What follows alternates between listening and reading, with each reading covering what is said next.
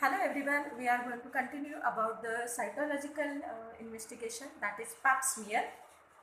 Exfoliative cytology, that is papinocolloid test. Pap test, screening test for the cancer, it is done. So it is first described by Papinocolloid and Trott in 1943. So it is a routine gynecological examination in females, especially it is used above the age group of 35 years, and it is the yearly screening for 3 years followed by 5 yearly tests. So what are the uses of it? So uses: screening for cancer, identification of local viral infections like herpes and condylomata acuminata, and the cytochrome study, that what we are using it. So next what we are going to see in this, that is the pap smear screening for cancer procedures. What we are going to see, what is the Kuskow speculum, and this is the iris spatula. This is the uterus, vagina, and what is the instrument. Now just we can see simply. Just see in this diagram how the this Kuskow speculum it is introduced. When it is opened, this how looks the cervix part of it with the red area, and this is white structure what is introduced inside of it.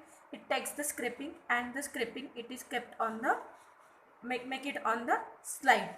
And what we are seeing over here, this spatula it is twisted in 360 degree. That is what we see here.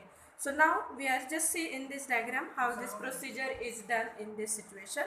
So what we see that if the cervix is, if this is the vagina part of it, if you introduce the, this is the normal position, it is the uterus, it is antevated, lying down female, and if you introduce the vagina, we have to twist it, turn it, open it, as we have already explained.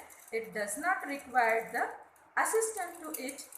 Then the spatula, that is which sort of spatula which is shown over here, it is twisted in 360 degree, and whatever the part they have make it like this here. That is the slide which is taken, and the further investigation or it's rule out whether there is a cancer or anything else. But there are some modification in this, that is endocervical sampling, endocervix scraped with a cytobrush, that is this is called as a cytobrush, and added to the slide, and fixative spray, cytospray used in office setup, that is fixative, it fix it, that is what is used in this. Now say in this, these are the interpretation, these are the normal cells what we see in this diagram, but there are some abnormalities, that is if there is a mild dyskaryosis, how it looks like. Mild dyskaryosis, it is severe moderate dyskaryosis, severe dyskaryosis.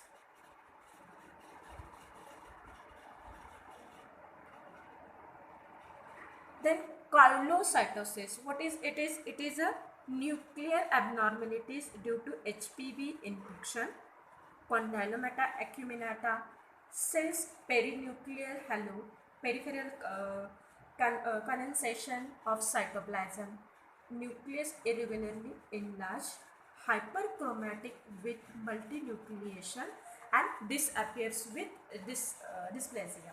That is chyliocytosis. But this is a positive pap smear in general herpes giant cells with viral inclusion bodies. That is silver pap test plus PCR used for the diagnosis of herpes. This is used for the diagnosis of any herpes infection to that of genital organs.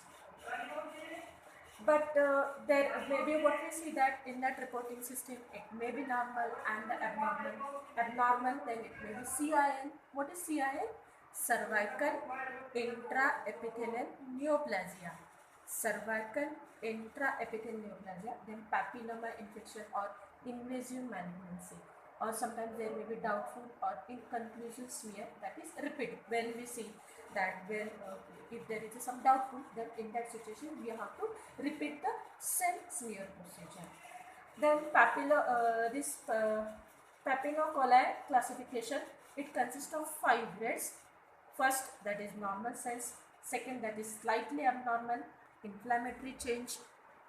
Third, cells suspicious of malignancy, biopsy indicated. Few distinctly abnormal, possibly malignant cells. And fifth one is that is total malignant cells seen or numerous also. That is the classification. That is class 1, 2, 3, 4, 5.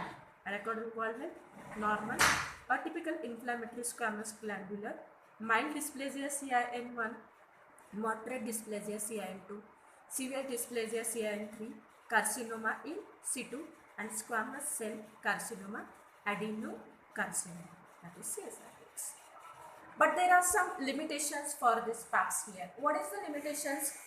Sometimes it detects only 60 to 70% of the cervical cancers, and sometimes it may happen that at 70% of endometrial cancer, 30% is not detected or 40% is not detected.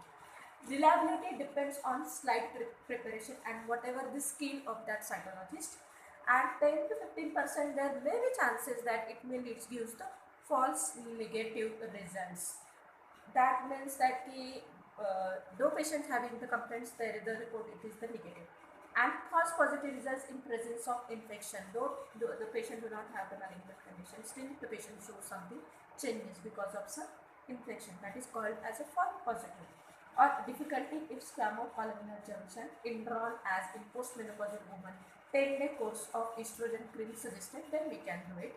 And the post-radiation cytology difficult scarring and atrophy of the vagina. So these are the some limitation of pap smear, that is the cytology.